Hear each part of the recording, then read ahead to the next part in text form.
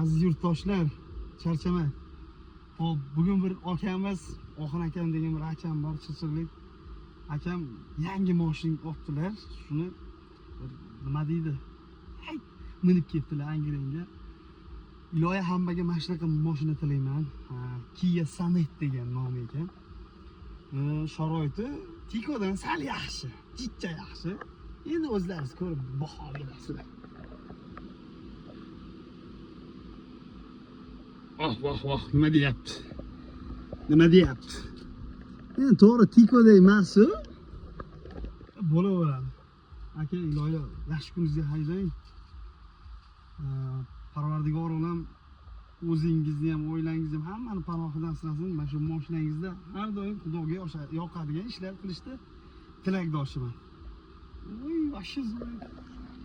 Kirib kelgan.